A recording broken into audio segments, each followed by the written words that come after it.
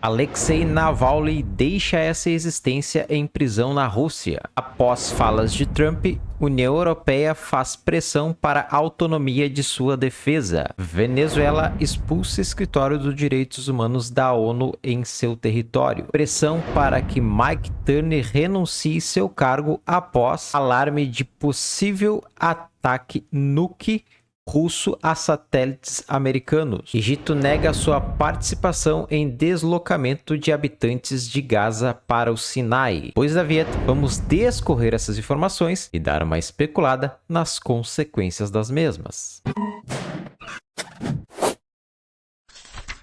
Bem-vindo, é sempre um prazer, uma honra contar com vossa audiência. Esse é o Geopolimono Geopolítica Monocromática e eu sou o Jonathan. Neste vídeo a gente vai falar a respeito dessas notícias que agitaram o fim de semana no mundo geopolítico. Lembrando que este canal aqui a gente vai falar das principais situações nevrálgicas aí envolvendo nações e também vamos falar das principais eleições presidenciais no mundo. E lembrando que este ano nós temos as eleições americanas.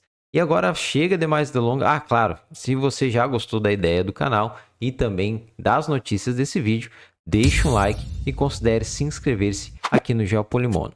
Agora sim, chega de mais delongas, vamos direto ao assunto, porque a notícia aí do fim de semana foi aí o falecimento do Alexei Navalny em uma prisão lá no Ártico, na Rússia. Lembrando que o Navalny era adversário político do Putin e foi preso por várias acusações, incluindo espionagem, traição à Rússia, enfim, aquelas coisas que o Putin adora fazer com seus adversários políticos.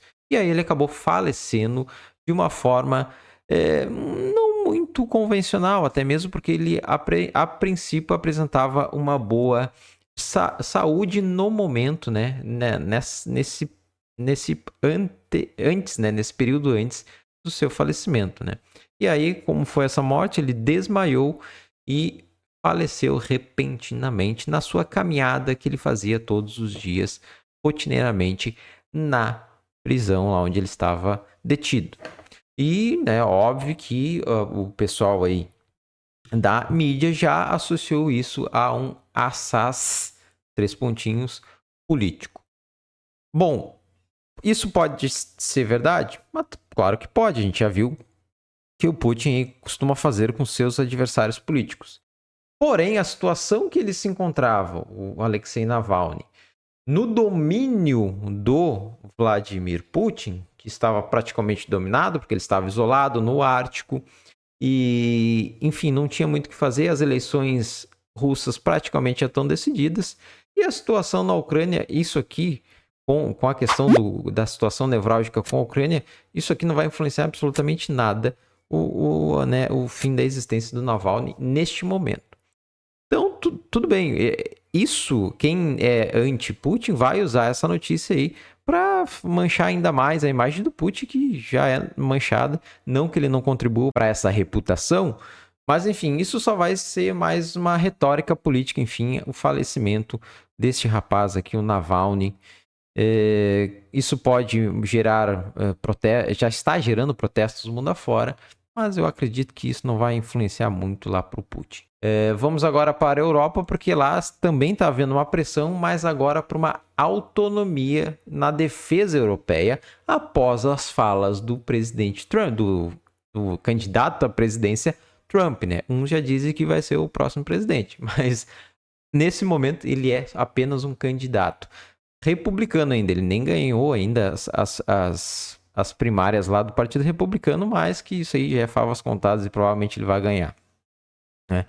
Então, a sugestão do ex-presidente dos Estados Unidos, Donald Trump, um dos candidatos à eleição pelos republicanos, de que os aliados da NATO que não gastem 2% do PIB em defesa não merecem a proteção norte-americana, foi recebida com choque e contribuiu para a crescente pressão sobre a autonomia europeia na defesa.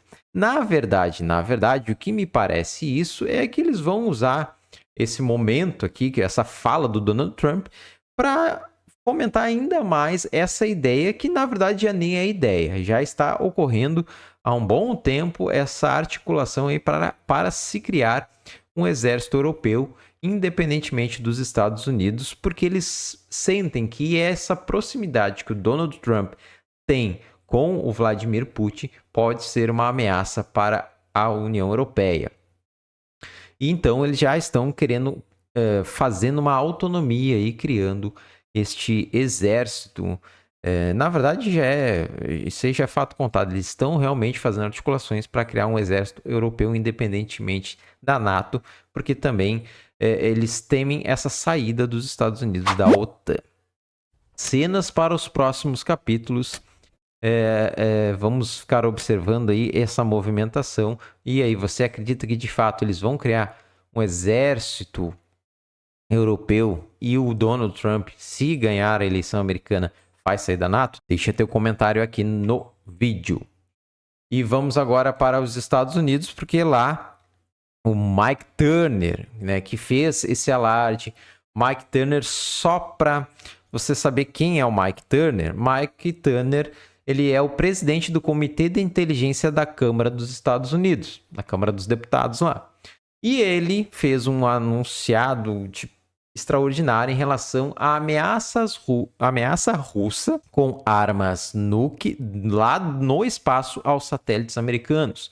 Eles acharam um plano russo para que eles iriam executar isso em cima dos Estados Unidos. Ele fez um alarde, chamou os deputados para uma sala fechada, enfim, fez algo extraordinário que alguns deputados, né, falaram que foi a primeira vez que eles viram uma movimentação assim lá na Câmara dos Deputados. Foram ver a questão da informação, enfim, e muitos deputados republicanos, claro, falaram que essa notícia que ele passou aí, esse alarde que ele fez, simplesmente alguns até já sabiam o que se tratava e que não tinha necessidade de todo esse alarde, já que isso já ia ser explanado para os deputados no dia seguinte. Então, ele foi acusado de manobra eleitoreira, principalmente por parte de pessoas republicanas. E quatro órgãos externos aí fizeram críticas e escreveram uma carta pedindo a renúncia do Mike Turner. E nessa carta dizia o seguinte, né? Aqui diz, né, que 4 organizações enviaram a Turner uma carta na sexta-feira exigindo a sua demissão, argumentando que as suas ações minaram a sua credibilidade, o seu comitê e a segurança nacional. Se Turner não ceder voluntariamente à presidência da inteligência, algo que ele não deu nenhuma indicação de que esteja considerando, eles estão instando Johnson, Johnson, né, o presidente da Câmara, a removê-lo do cargo. O quase pânico que você causou ao explorar essa potencial ameaça futura para obter ganhos políticos imediatos está abaixo de um membro do Congresso, em particular do comitê que você lidera atualmente, que foi formado para controlar e não para ser um porta-voz de espionagem doméstica sem mandato. Esta semana é o culminar de meses de táticas de má-fé que demonstram coletivamente que não se deve continuar como presidente, acrescentou o grupo das instituições aí que criticaram e que pedem, né, aí a saída do Mike Turner após esta alarde, né, como eles chamaram. Agora vamos para a Venezuela, porque a Venezuela também fez algo aí bem alarmante que simplesmente mandou os direitos humanos saírem do país. Venezuela ordena fechamento do escritório de direitos humanos da ONU, acusando-o de atividade antigovernamental. Caracas, o governo da Venezuela ordenou que na quinta-feira que os escritórios locais das Nações Unidas para os Direitos Humanos suspendessem as operações e deu ao seu pessoal 72 horas para partir, acusando-os de ajudar conspiradores golpistas e grupos terror. 3 pontinhos. O Ministério dos Negócios Estrangeiros, Ivan Gil, anunciou a decisão numa conferência de imprensa em Caracas que ocorreu no meio de preocupações crescentes de que o governo esteja a reprimir adversários reais ou supostos no ano eleitoral. Há quase uma semana, a Venezuela teve uma proeminente advogada dos direitos humanos e membros de sua família desencadeando uma onda de críticas dentro e fora do país. Bom, a gente sabe que essa questão de mandar os direitos humanos sair tem a questão também eleitoreira, já que também há eleições na Venezuela esse ano. Não que a questão de um país meio que não gostar da ONU estar metendo bedelho na sua administração, isso eu até não acho errado, enfim.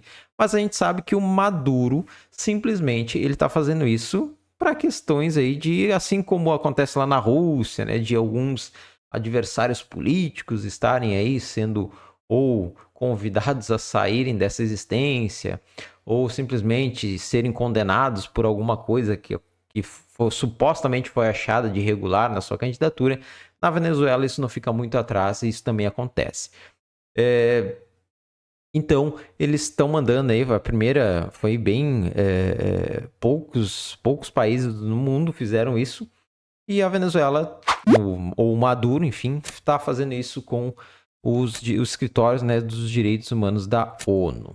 Né? Mas a gente sabe que esses escritórios da ONU aí cada vez mais perdem credibilidade, vide que lá em Israel, por exemplo, acharam um túnel que dava embaixo lá de um dos braços da ONU que fazia, né, e faz ainda, né, questões humanitárias lá para a faixa de Gaza. Agora está suspenso, né, mas era que fazia lá e faz em outras regiões também do Oriente Médio. Então, aí, cada vez mais a ONU perdendo credibilidade e também respeito, né? Porque Israel não ouve mais a ONU, agora o Maduro tirou os escritórios da ONU, então a ONU está perdendo aí um pouco do seu respeito mundo afora. E por falar em ONU e falar em Israel, a questão lá e questão humanitária, tem a questão que está acontecendo lá em Rafah, que é aquela cidade, né, que Israel vai começar, ou na verdade já começou, né, seus ataques, enfim, que segundo Israel tem os últimos 4 redutos do Hamas nessa cidade, que está simplesmente toda a população do norte, de palestinos do norte da faixa de Gaza, devido à questão da invasão, desceram para o sul e agora simplesmente essa cidade que é Rafah concentra um número enorme, mais de 1 milhão de pessoas nessa cidade. E aí o Egito, né, fizeram acusações que o Egito estava participando do deslocamento desse pessoal da cidade de Rafah para o Sinai, né? Tirando esse pessoal lá de Rafah e mandando para o Sinai. O Egito, logicamente, já negou isso, enfim, sim, vai, né? Para eles seria muito ruim, porque essa é uma das ideias do Benjamin Netanyahu. Ele deu como sugestão que se colocasse os palestinos para o Sinai ou criasse ilhas artificiais no Mediterrâneo para colocar os palestinos. A ONU e outros países disseram que isso é um absurdo, os países árabes, né? Que é um absurdo, que não pode haver deslocamento do pessoal lá, dos palestinos, que isso feriria alguns artigos lá da ONU, enfim, e que isso não seria possível. Né?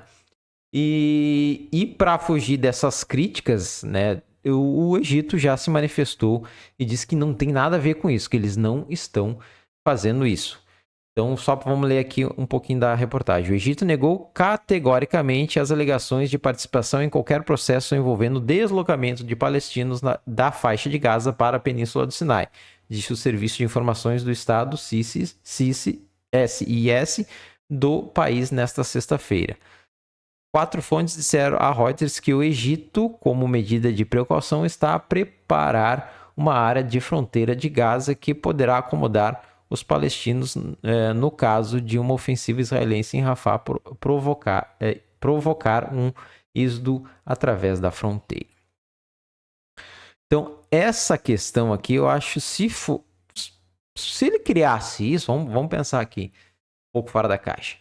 Poxa, não seria interessante que se criasse um reduto para esse pessoal. E já que Israel não vai abrir mão de atacar a cidade, então a ideia não é proteger os palestinos? Poxa, então se cria uma questão ali próxima à fronteira.